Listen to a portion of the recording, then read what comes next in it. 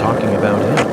Boomba, is the skeletal gentleman a friend or foe? Or does he merely exist outside the realms of Uther? Still too early to tell. But it's clear that he'll be the key to uncovering this case's mysteries. That's what my soul tells me.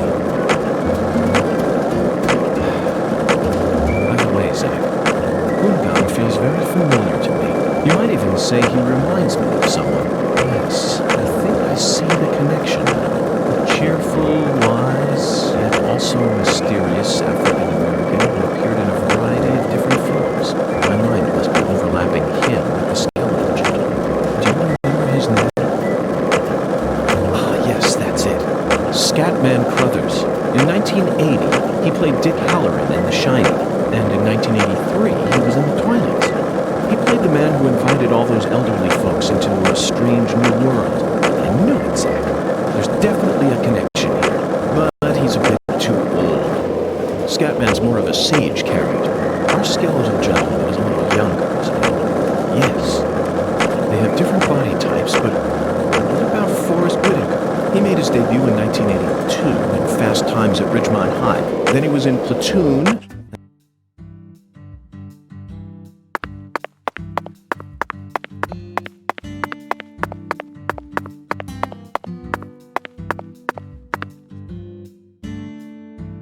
Mr. York, that was mighty quick. The special agent does it again. You sure don't waste any time. I bet my CLG's got a lot to learn from you. By the way, Mr. York, looks to me like you aren't packing anything. I was on vacation in New Orleans before I happened to stop by here. Well, shoot, that won't do. Here, I got something I think you'll like. I call him Mr. Alligator. Badass, ain't he? It's a tranquilizer gun for the gators.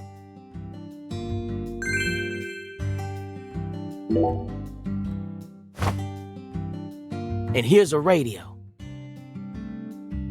With this, you won't have to worry about any expensive roaming fees. Might take you a while to get used to them, but you'll get it. Try letting them rip a few times. Ain't no need to hold back out here.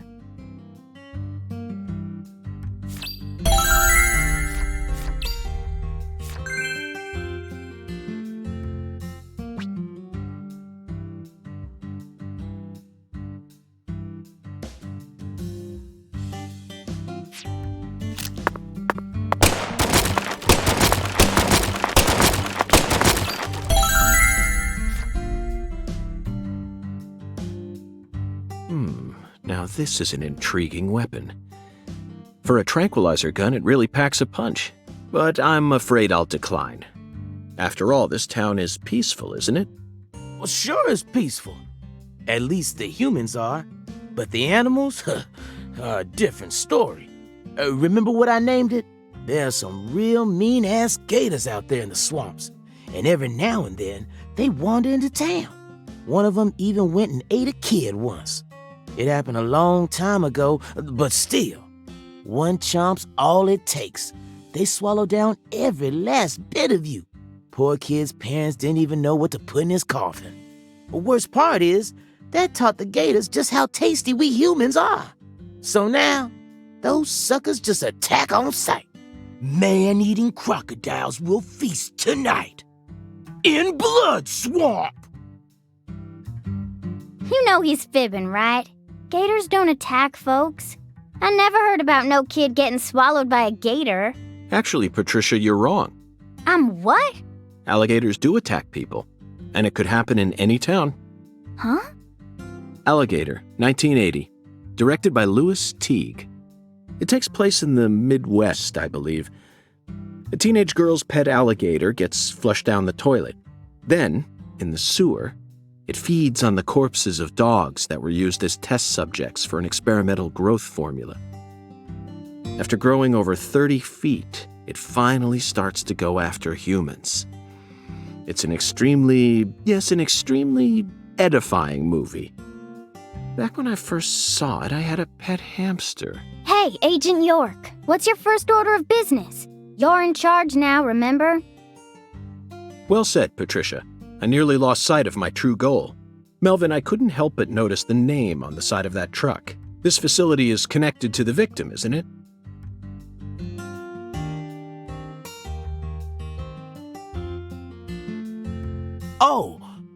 Oh, right.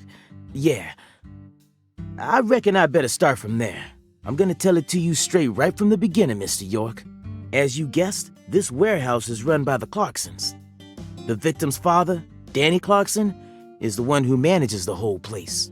Okay, but why did he choose to store her body in his own warehouse, right?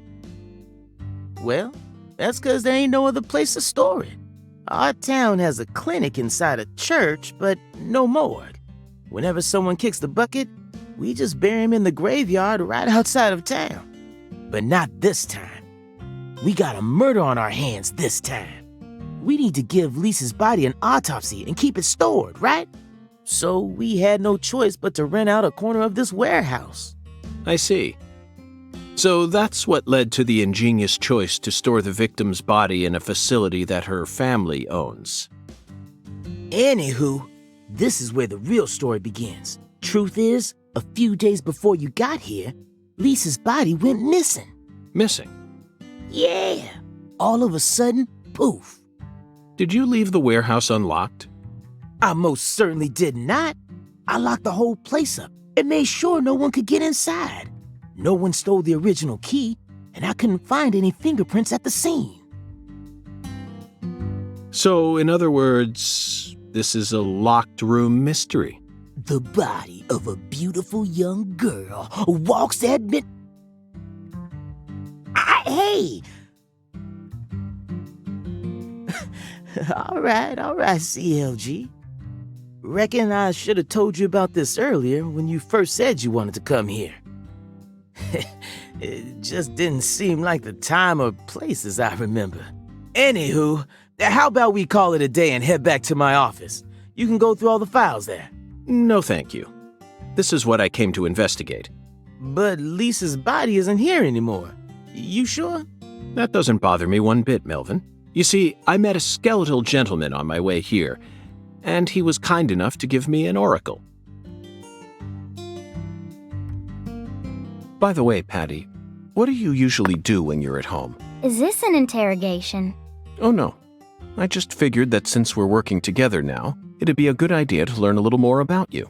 Should an adult male like you really be asking a little girl this kind of question? I feel like I heard a story about this sort of thing on the news once. There's a time and a place for everything. You know exactly who I am, and I've also introduced myself to your father.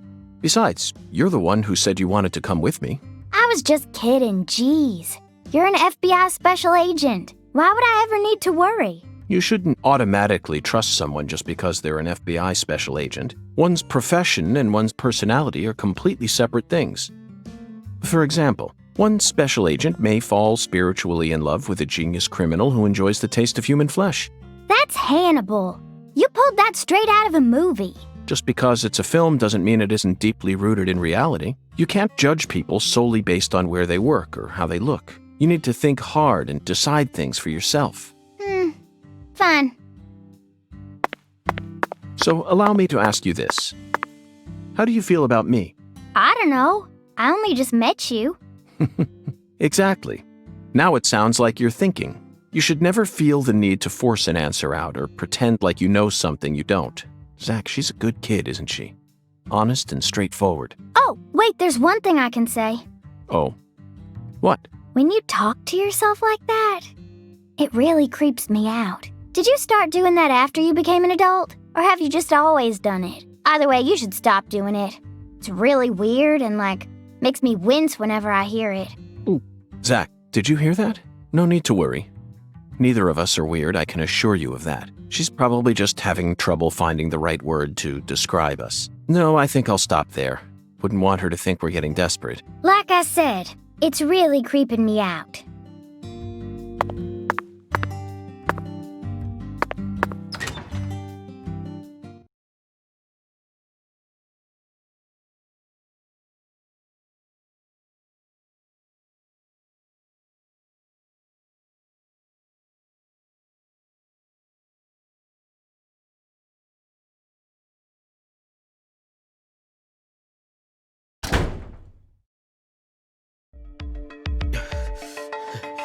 You hope?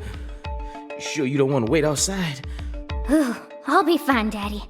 Just make sure you don't take your eyes off of him. He's so selfish and inconsiderate. I'm still not convinced he's actually a real FBI agent. Look, he's talking to himself again.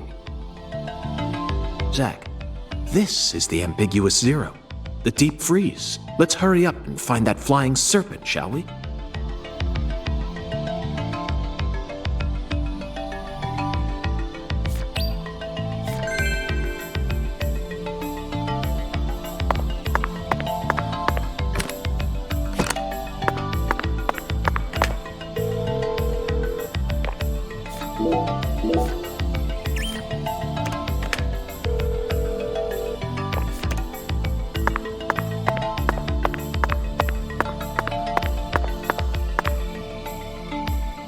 Hey, Mr. York, you sure you want to keep investigating this place even though we know the body ain't here? Of course, Melvin. The skeletal gentleman gave me an oracle, remember? It's Skella what? He's just joking, Daddy. You can't take him seriously. Huh? Well, was that really a joke, Mr. York? Well, I'll be. I see you've been hiding some real charm into that whole FBI routine. Sorry, Melvin, but I'm dead serious.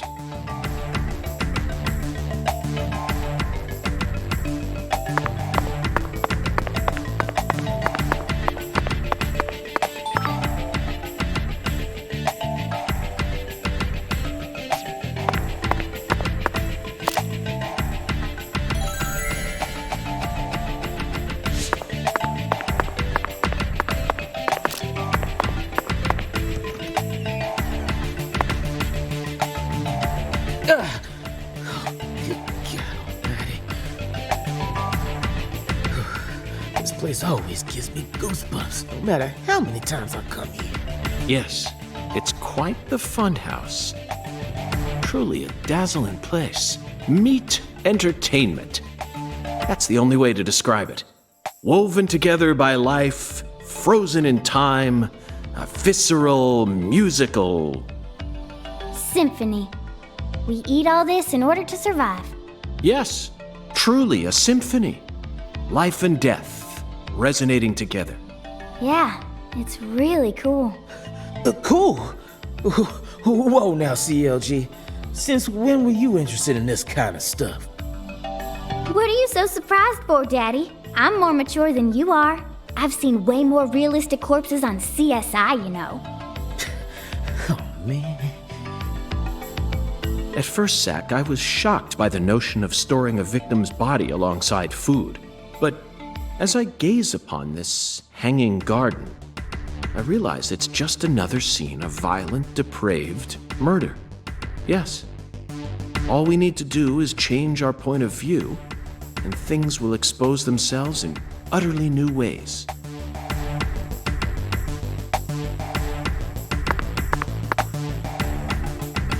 Hey, Mr. York, this is kinda, yeah. Melvin, if you have something to say, then just go on and say it. Otherwise, you'll simply be insulting this beautiful landscape. You think this is beautiful? Oh, yes. It's the abnormal world that supports our normal lives. I think that's wonderful. Don't you? Besides, look, Patricia seems to be handling this a lot better than you are. Well, you see, I ain't too good with this grotesque stuff. Don't let it get to you, Daddy. Whew. Everyone has at least one thing they're afraid of. Even you. Right, Agent York? Something I'm afraid of? Yeah, that's right. You gotta have at least one thing. Like clowns. Clowns are so funny.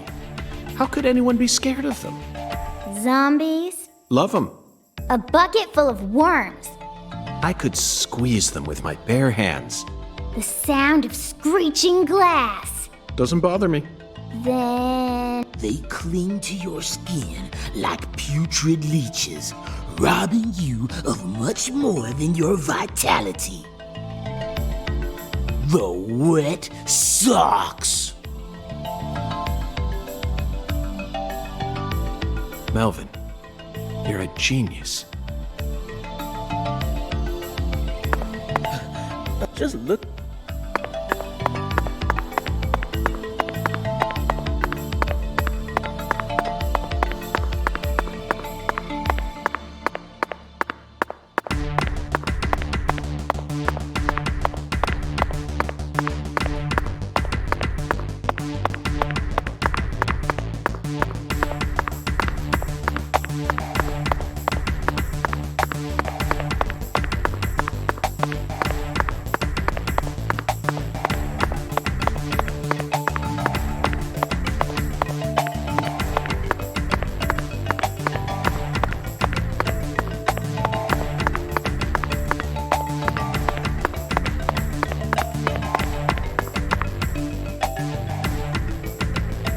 Melvin, I'd like to take this opportunity to ask you a personal question.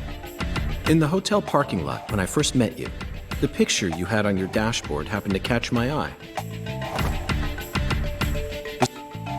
Oh, her? Yeah, that's my lady, all right. Candy. Her name's Candy. The prettiest girl in town, which makes me the happiest boy. A shooting star landed in a rural town, right on top of a man who now has a meteor-struck heart. You always keep her photo with you? You bet I do. The truth is,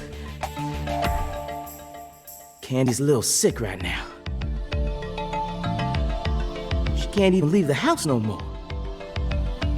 So I always keep her photograph with me. Kinda feels like we're always together, you know? I see. You care for your wife a great deal. But this means that... Yeah, that's right. My mama had me before she married Daddy. But it don't matter. He's still my real daddy to me. Oh, thank you, CLG. And you're my pride and joy. Well, Zach, isn't this a heartwarming scene? But there's one thing I just can't get out of my mind. Don't you think that photograph looked a bit too old? Perhaps Candy is already... No, let's not think about that. It might be a private matter, just like you, Zach.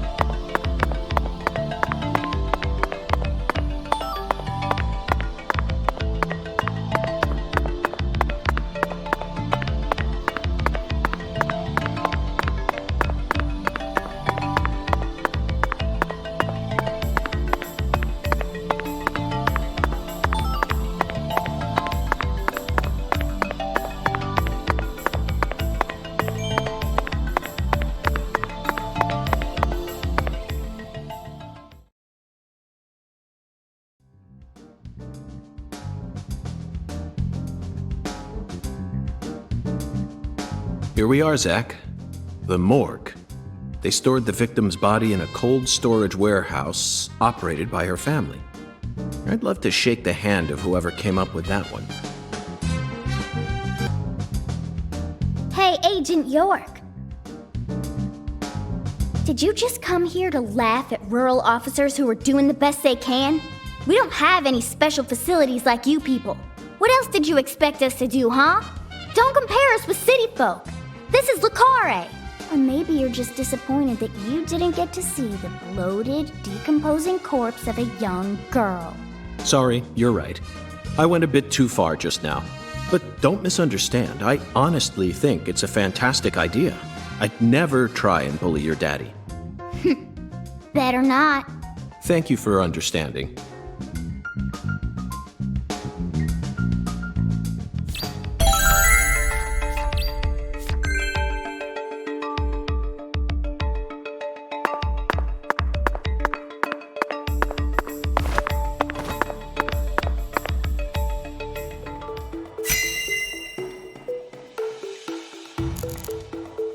Zach, these are human footprints, and they're extremely large. Yes, Zach, I agree. These footprints must belong to someone who's used to walking around in cold temperatures. This frost is shaped like something we're very used to seeing. That's right, a body bag. Lisa's body must have been left here, but there are no signs that the bag was dragged away, so our criminal must possess monstrous strength. These pallets are a mess. Looks like this area isn't used often.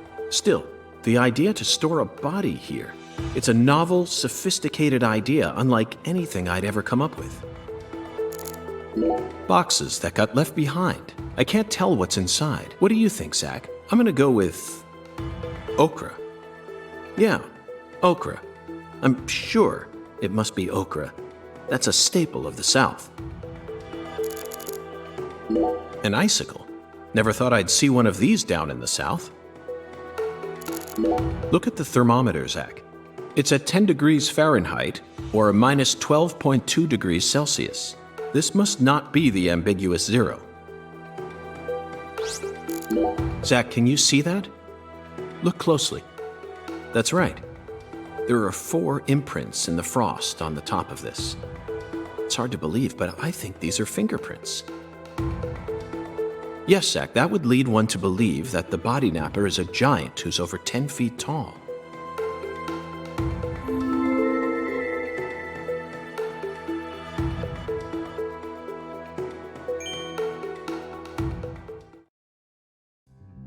Seems like our flying serpent isn't here. Is this everything, Melvin? There aren't any other rooms in this warehouse? No special rooms? Well, there is the luxury foods warehouse. Luxury foods? Why didn't you say so earlier? Just thought you wanted to see where the body... I just thought you were only interested in warehouse number 2. Besides, it's underground, so it's even colder than this. You sure you really want to go down there? You could darn well freeze to death. All life will come to an end in the icebound zone. You feel me? Let's head there at once. I'm sure that must be where we're meant to go. But what about searching for Lisa's body? All we need to do is find a 10-foot tall man with monstrous strength. That giant knows where she is. 10 foot tall? But finding the flying serpent is more important right now. Now please, guide me to the luxury foods warehouse at once. These luxury foods are most likely being used in local Cajun cuisine. I'm so excited to see what we'll find. Aren't you, Zach?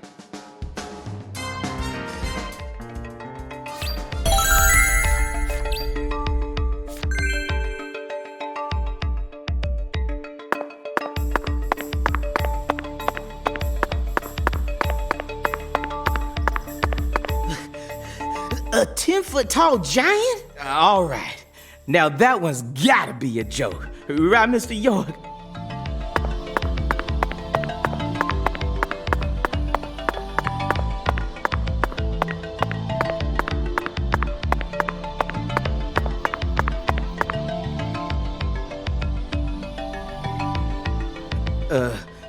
That elevator needs a key, Mr. York. Do you have one? Actually, nope. I didn't think you'd ever want to go down there, so I didn't bother to go and get one. Well, then would you go and get one now? Yeah. COG, I know. I'll tell it to him straight. Thing is, Mr. York, You know the Clarksons? The folks who own this place? Well, they don't too much like the police. And they sure as hell don't like them when they're my color. It was, real hard for me to get permission to open up this place for you to search through. So they ain't gonna be too happy if I go back to them now, asking for another key. What should we do then? Let's just find a worker here who can lower the elevator for us instead. All they need to do is take a break from their work for a couple minutes. And what am I supposed to do? Just stand here and pretend like nothing's happening?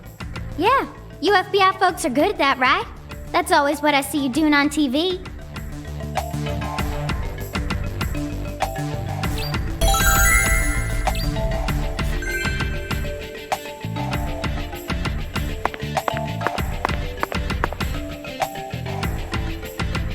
The elevator won't move without a key, Mr. York. Think you two can go and figure. I'll search around here in the meantime. I believe in you. I know they didn't make you a special agent for nothing.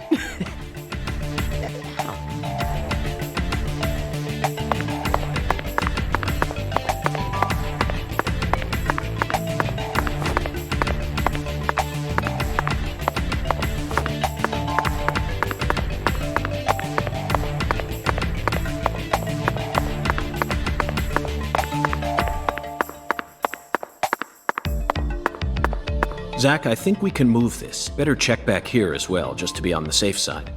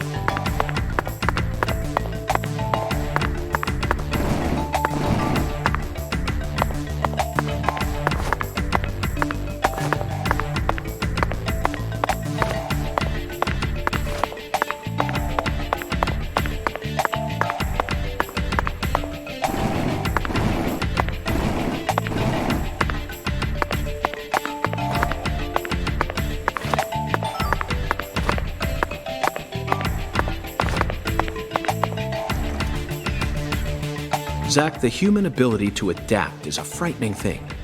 Some humans have the power to sleep anywhere as long as they set their minds to it.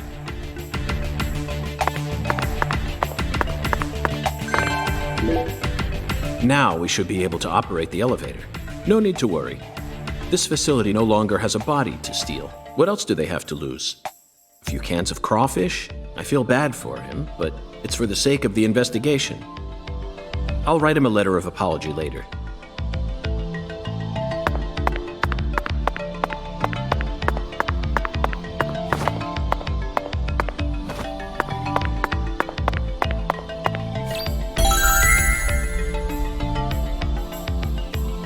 Mr. York, did you find a key?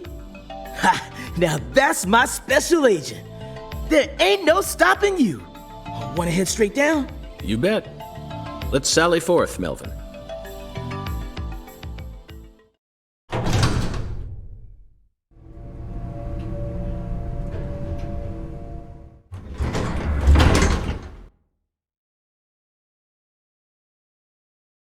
Zach, look at that thermometer. 0 degrees Fahrenheit, or minus 17.7 degrees Celsius. This is the ambiguous zero.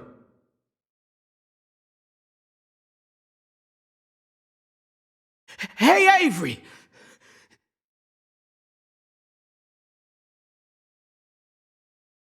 Open the damn door, Avery!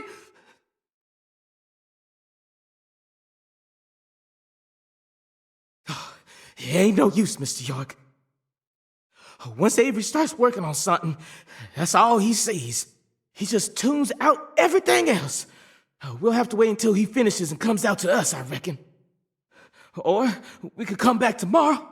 I disagree, Melvin. Time may be on our side, but that doesn't mean we should waste it. You gave me Mr. Alligator precisely for moments like these, didn't you? Wait, Mr. York! Those tranquilizers may be non-lethal, but it's still dangerous to use them on humans. Of course, Melvin. I never said I was going to shoot him.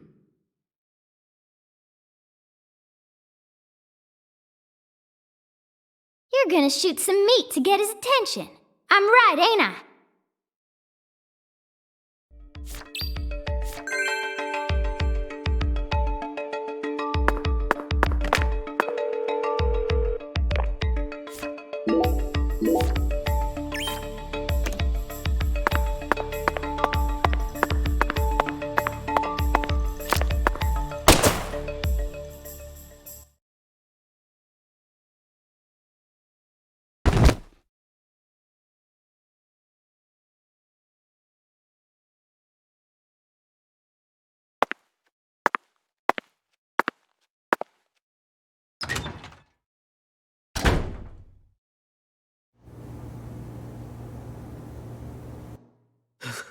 This is Mr. York, an agent from the FBI.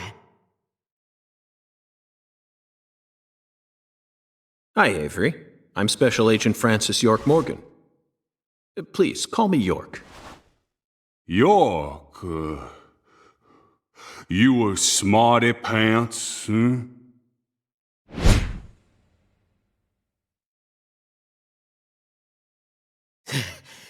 He's shyer than he looks. Come on, just settle down, Avery. Tell him what this here place is for. Lots of expensive food here. Yup. Mighty precious to the Clarksons, so I gotta guard it. I see. So you're this area's keeper. Oh, I help with the research, too. I do like research. Research? What are you talking about, Avery? This doesn't look like a lab to me. Oh, ain't no lab. It's a warehouse. Ain't no lab. Smarty pant scientist does the research. I ain't no smarty pants, you know? He's a bit slow in the mind, but he ain't a bad guy. Oh. Your story about the giant who carried Lisa out. Don't tell me you think it's him. I mean, it's true that he's free to come and go as he pleases in this warehouse, but... No, as far as I can tell, he's just a bit over 6'5". The one who moved Lisa's body must be at least 10 feet tall. He's clearly too short. Too short, huh? Well, if you ever happen to find a man who makes him look small, I'd sure like to meet him.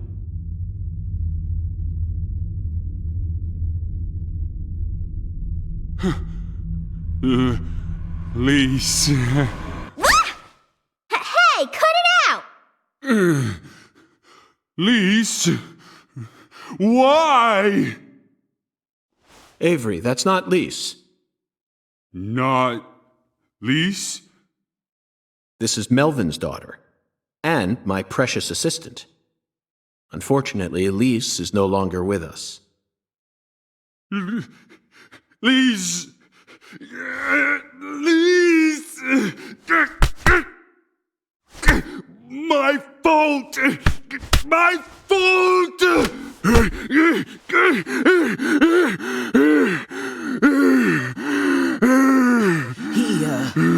I guess he's sort of like Lise, you know? See, the poor fella's got himself a childlike mind. You know how normal kids tease other kids in order to get attention? Well, with this big lug, sometimes folks who don't know him too well see something and end up calling the police. But I know that deep down, he's got a good heart. Hey, Mr. York, I'll keep him busy, but I'd appreciate it if you'd hurry this particular inspection along. Just holler at me if you find anything. I reckon that'll make it easier for you to go do your thing, yeah? Melvin, I think you're finally starting to catch on.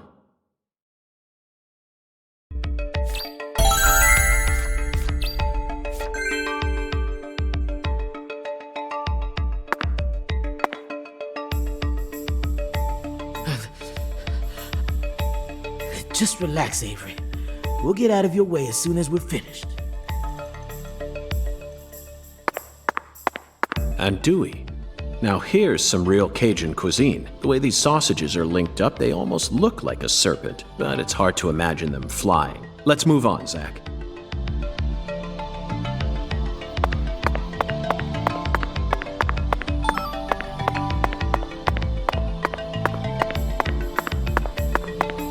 Frozen oysters. Personally, I'd rather have a cocktail filled with fresh ones.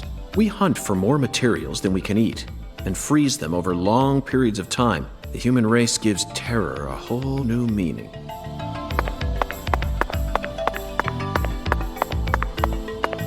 There are torn off claws and legs scattered all over the ground. I doubt they'll fly anytime soon. I can't tell which ones are from crawfish and which parts are from shrimp. How about you, Zach? Cans of Holy Trinity paste, onions, bell peppers, and celery. The absolute basics for any Cajun dish. This product combines them all into some sort of paste. People actually buy this garbage? Even the name sounds idiotic. Zach, I just made an eternal promise with myself. If I ever happen to come across any food prepared with this paste, I vow to never call it Cajun food.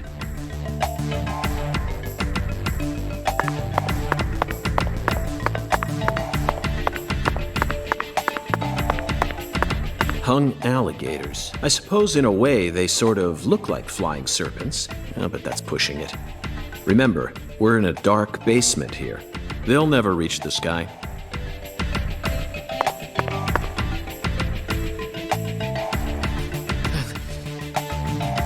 Just...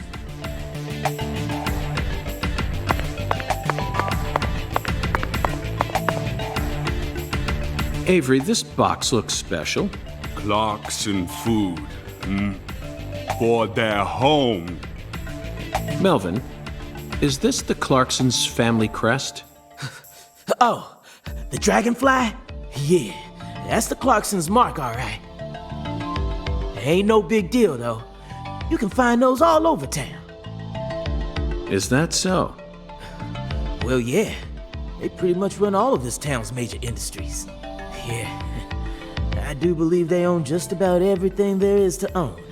So their word is law. They got the whole darn town tattooed with their dragonflies. Can't even walk a few steps without seeing one. Zach, this dragonfly is our flying serpent. The flying serpent owns this town. They're related to Lise Clarkson, our victim. And Hungan's oracle pointed us toward their family crest. The Clarksons must be deeply intertwined with this case. Melvin, Patricia, I think I've had enough of this frozen world. Let's head back out to that merciless sun.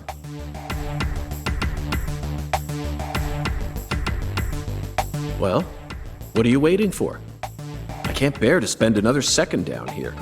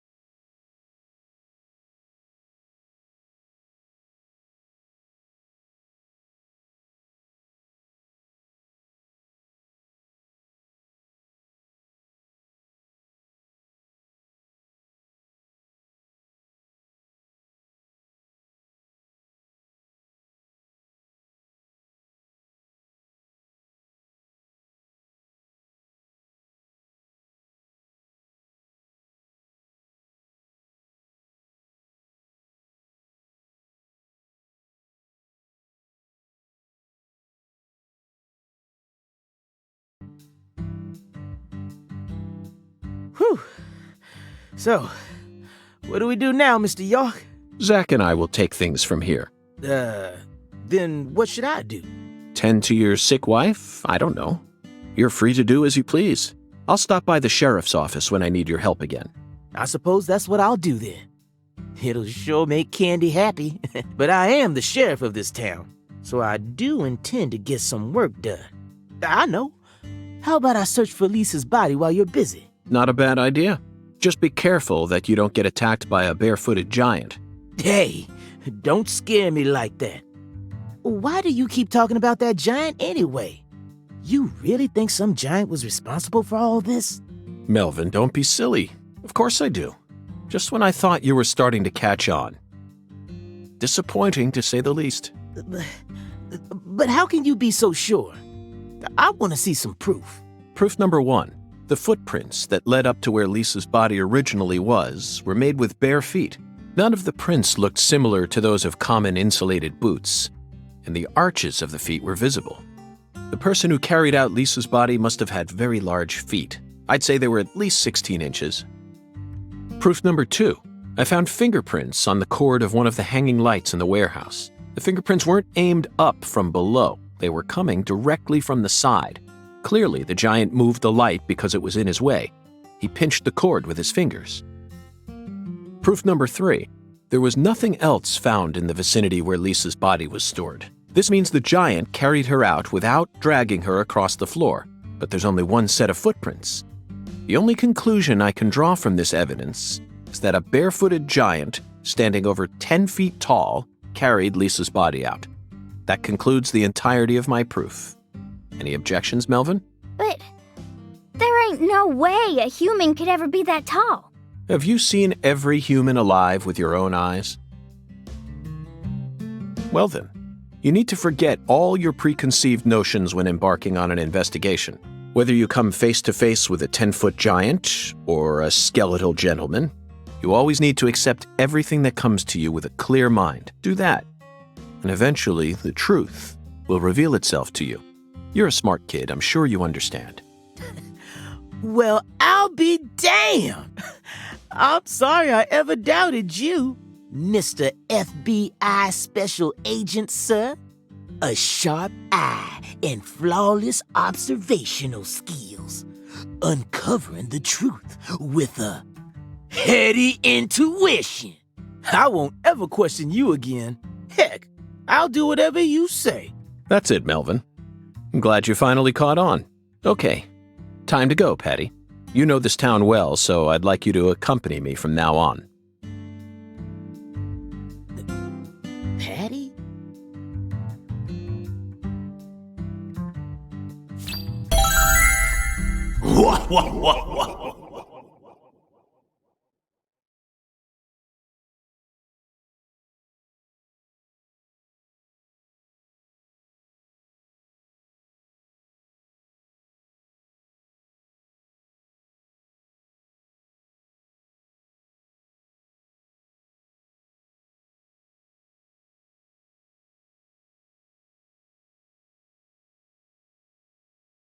Dawn awakens.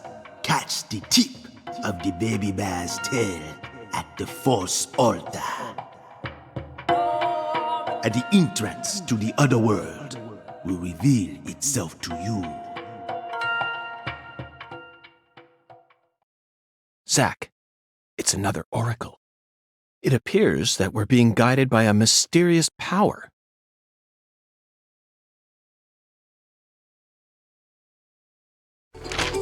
This oracle is a simple one. The false altar. You already know what this is, right? The place where Lise Clarkson's body was first discovered. She was found under a bridge at some sort of altar as if she was being worshipped. That's what Chef David said, right?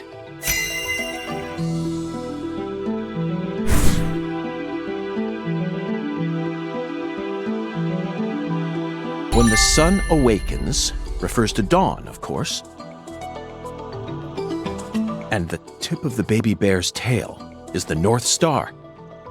At dawn, look straight to the north from where Lisa's body was found. On the surface, this oracle may seem tricky and convoluted, but it's still mere child's play. Pathetic.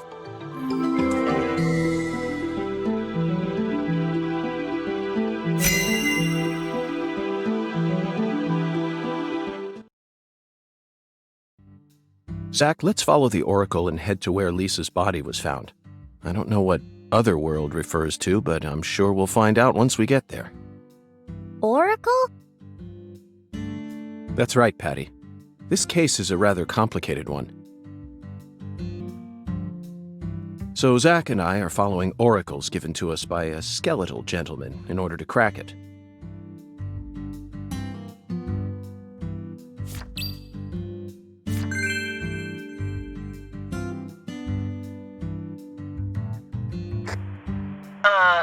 This is Lucare Tiger. Do you read me? Over. Lucare Tiger to DC Eagle. Do you copy? It's Daddy. Hurry up and answer. This is DC Eagle. I read you loud and clear. Over. Oh, good. Mr. York. I'm sure glad you picked up. There's no point in using code names if he's just going to say my real name. Mr. York, can you hear me? Hey, Mr. York. Oh, right. Over. DC Eagle to Lucare Tiger. Is something wrong? Over.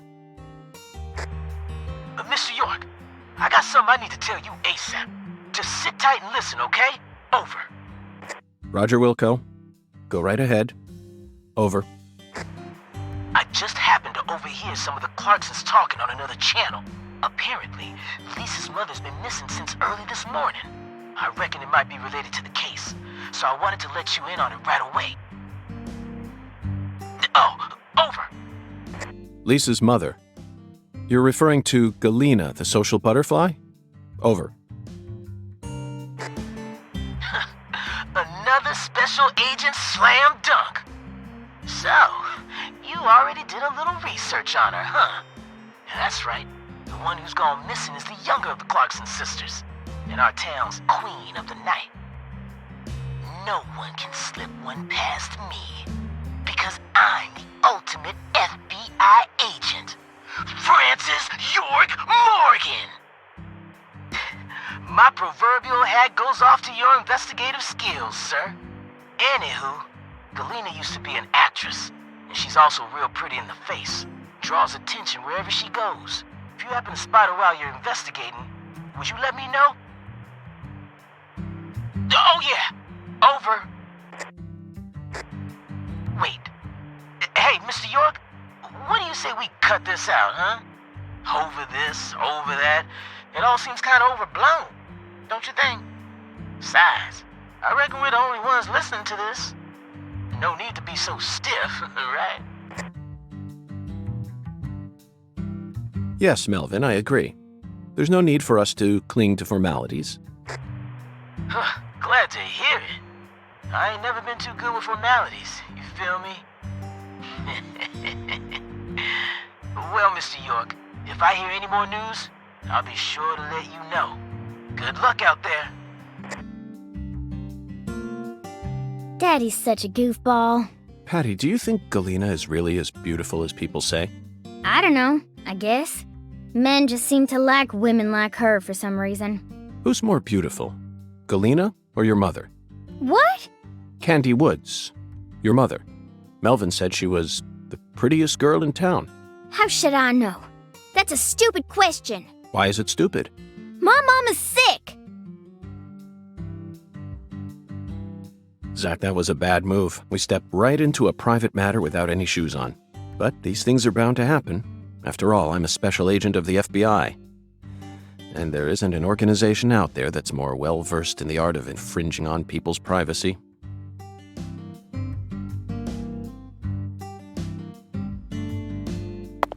Okay, Patty.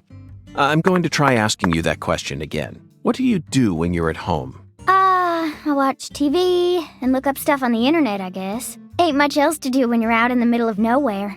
Really? For some reason, I envisioned you working hard to take care of all the chores around the house. Well, of course I do stuff like that too. But doesn't everyone? Why bother talking about it? Other kids your age don't help out their parents. They're too busy talking with their friends on the phone or through emails. That's stupid. I don't get why everyone's so obsessed with taking pictures of themselves. Then they send them to their friends just to get approval?